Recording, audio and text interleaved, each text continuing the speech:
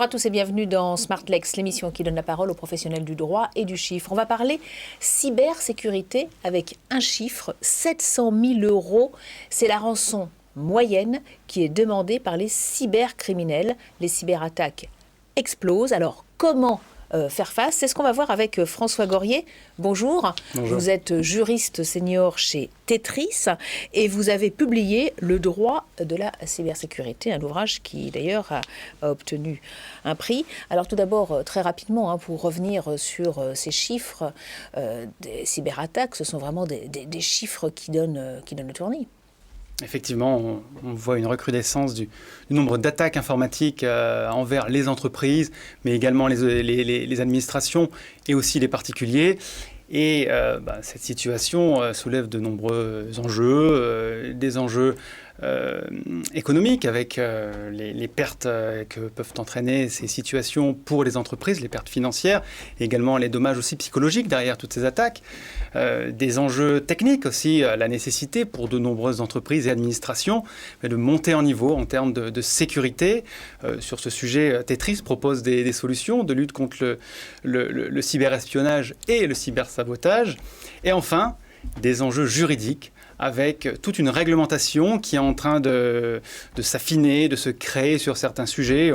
On a vu récemment un rapport parlementaire sur l'assurance cyber, donc de plusieurs enjeux à maîtriser pour les acteurs économiques. Et oui, il y a une véritable volonté de lutter contre ces cyberattaques, puisque l'enjeu économique, vous le disiez, est majeur. Mais on a quand même l'impression que les cybercriminels, les cyberpirates ont une longueur d'avance. Alors qu'est-ce qu'on peut faire pour les contrer?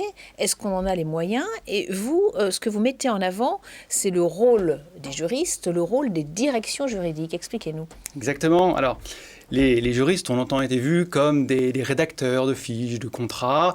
On est passé ensuite sur le statut de business partner.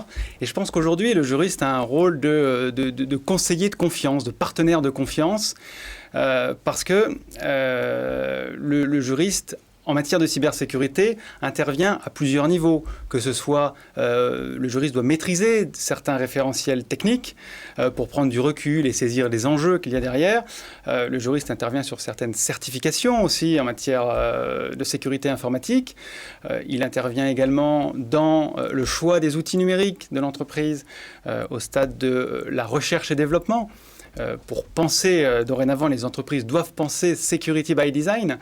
La direction juridique doit également avoir de nombreux partenaires à l'extérieur pour... On voit bien que le juriste prend de plus en plus de poids avec le numérique, vous l'avez déjà un peu évoqué, mais très concrètement, qu'est-ce que peut faire le juriste en amont justement pour prévenir les cyberattaques? Alors, en amont, c'est du point de vue contractuel, prendre les mesures juridiques qui s'imposent. C'est aussi être un partenaire des différents services de l'entreprise, à commencer par la direction informatique de l'entreprise, pour être un appui en matière d'évaluation des réglementations, du choix des prestataires et essayer au maximum de s'orienter vers des solutions souveraines, comme par exemple le propose Tetris. Alors, malheureusement, parfois, on n'arrive pas à prévenir les cyberattaques, même si on a pris toutes les précautions possibles. Donc, qu'est-ce qu'on peut faire? Qu'est-ce que le juriste peut faire une fois que la crise survient? Comment réagir? Là, le juriste, il est un peu gestionnaire de crise. Exactement, le juriste est gestionnaire de crise. Et son intervention, on peut la qualifier en 3 temps. Premièrement, qualifier la situation. Est-ce que l'attaque recouvre une qualification pénale? Quelles vont être les données qui sont concernées par l'attaque? Et ensuite, les tiers éventuellement concernés par cette situation.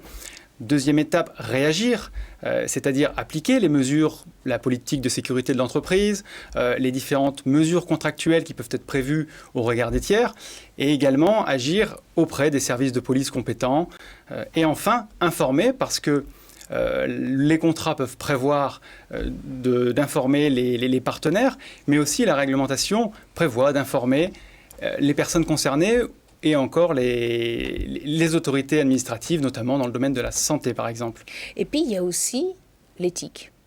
qui est importante pour lutter contre les cyberattaques, notamment avec le développement de la RSE, des sociétés à mission. Exactement. Alors, les directions juridiques ont un rôle à jouer, notamment dans le domaine du numérique, en matière de responsabilité sociale et environnementale, parce que le numérique soulève de nombreux enjeux sociétaux, des enjeux importants. Et on le voit par exemple à titre d'exemple, sur la certification EcoVadis de l'entreprise Tetris. La direction juridique est intervenue sur des sujets éthiques essentiels que sont la gouvernance des données, la protection des systèmes d'information, ou encore d'autres thématiques connexes comme la prévention de la corruption. La prévention de la corruption. Autre niveau, un niveau supérieur, c'est ce nouveau statut de société à mission instauré par la loi Pacte de 2019 pour les sociétés qui, en plus de la recherche de profit, se donnent comme mission et l'intègrent dans les statuts une mission sociétale qui prend la forme d'une raison d'être, donc intégrée dans les statuts. Et là aussi, les directions juridiques ont un rôle à jouer pour insuffler des bonnes pratiques, des points de vigilance, et donc créer de la confiance qui est nécessaire aujourd'hui. Et vous êtes là aussi pour leur apporter des solutions et aider ces directions juridiques à lutter contre les cyberattaques. Exactement. Tetris, justement, développe des solutions, donc, comme je l'ai dit au début, souveraines, c'est-à-dire qui ne sont pas dépendantes de solutions tierces ou de solutions situées dans des territoires soumis à des juridictions étrangères et maîtrisent complètement le process de sécurité de l'entreprise. Merci beaucoup François Gorier donc, de Tetris d'être venu sur le plateau de Smart Lakes. Merci à vous. On poursuit tout de suite avec une nouvelle interview.